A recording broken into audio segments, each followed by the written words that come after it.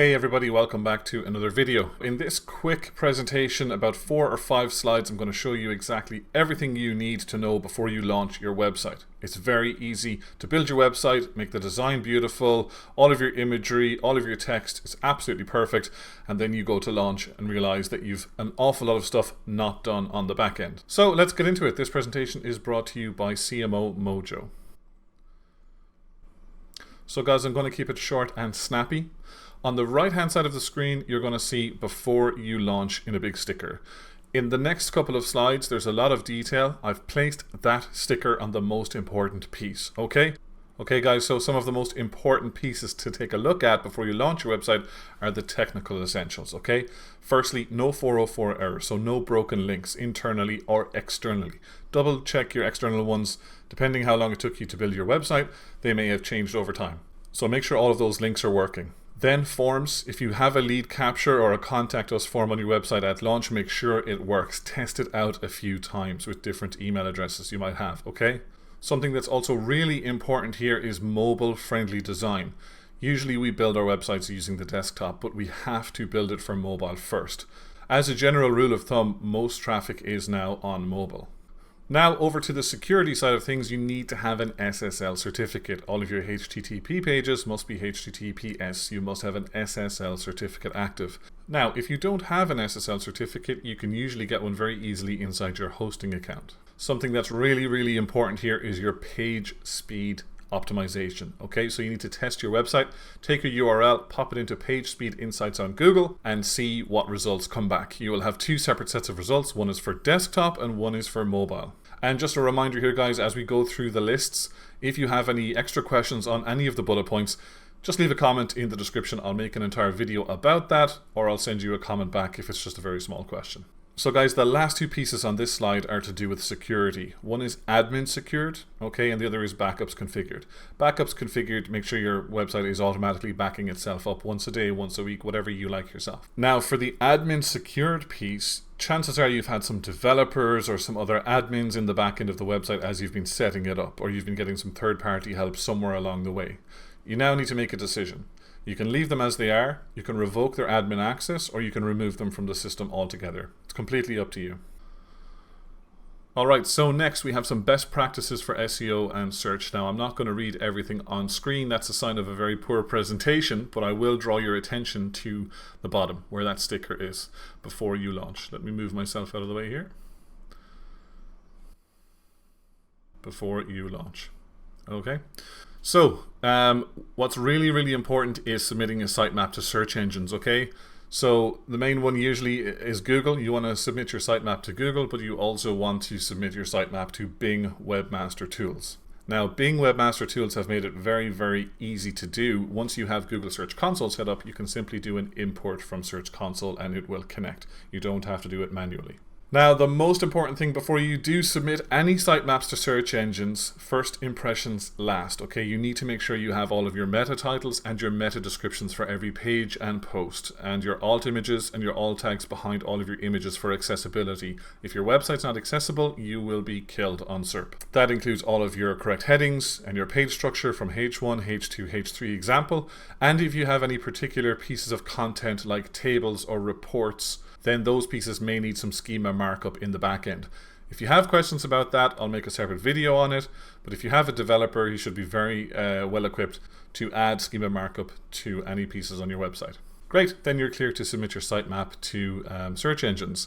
It's also a good idea to have your Google business profile updated as well and linking to that website so people can find you when they're Googling your business. Alright, so on to the next slide. We're almost there, guys. Analytics and tracking. Do these things before you launch your website, okay? It's really important to have Google Analytics set up, so GA4 set up, okay? If you need any help with that or questions, just ask. Same with Google Tag Manager. You need to set that up and have it working on your website. Google Search Console, which we spoke about in the last slide, is super important. If you're going to be working on Facebook or converting people over on Facebook, then it's Facebook Pixel. Or if you're going to be running LinkedIn ads and PPC on LinkedIn, then of course have a LinkedIn Insight tag in there as well. Now, when you're creating those pixels and when you're creating those tags, you'll have to create a conversion event. So it's not crazy complicated, but once you do it, you need to test those conversions as well. Okay? Great, on to compliance. There's an awful lot to do with compliance and websites nowadays, especially in Europe with your cookie policies and things like that. But I'm just going to give you the most important things you need to do, okay? And they're quite simple. One is a privacy policy page, okay? You need to develop a privacy policy. There are hundreds of templates out there where you can kind of swap in and swap out your name, give it a quick read, make sure it applies to you and what cookies you're processing, and that's perfect. I also do recommend a terms and conditions page for all websites, especially if it's an e-commerce brand. You need to have your terms and conditions there as well, okay? Terms and conditions of use of the website. Very, very important. You also need a cookie policy. If your visitors are coming from Europe and they land on your website and they accept or reject or accept some cookies, they need to be able to see your cookie policy and click on that, okay? Now, most of the time, if you install a cookie plugin, which actually allows people to decide whether they want them or not, you know, there's a place inside that platform to put your cookie policy. It's not very complicated, just a little bit time consuming. The final point here isn't really something you install on your website, it's just something you need to know that you're doing successfully. You need to be in line with the GDPR and any other accessibility compliance, okay? Now, just as you're launching the website or about to launch or have just launched, make sure all of your social links are working, all of your social previews are optimized as well, that your email marketing, if you're doing that and have an email marketing platform, that is integrated, aka if somebody signs up on a form and your email marketing platform is going to enter them into a workflow, you need to have that set up. It's always a good idea to have your business email set up before you actually launch the website, so if people come through the Contact Us form, it's not going to your personal email accounts. And the last 2 points there kind of go without saying. Of course, you need to have your social profiles updated. For example, get all of the same information on those platforms as you do have on your website. And if you have a blog or a news section, just to have that going live as well, you do need to have a content plan. Now, I'm not going to spend too long on the next slide. A lot of it goes without saying. Of course, if your website is currently gated, there's a password to actually get into it. Make sure that's removed before you go live so that people can actually go to your website. Any security plugins or spam prevention plugins that you need to have them live and actually working. Don't just install them and not activate them. Any image optimization, if that's something you're going to practice on your website, I recommend doing that, like resizing images automatically after upload can be quite helpful, or changing them all into a specific file type once they're uploaded is very, very useful as well.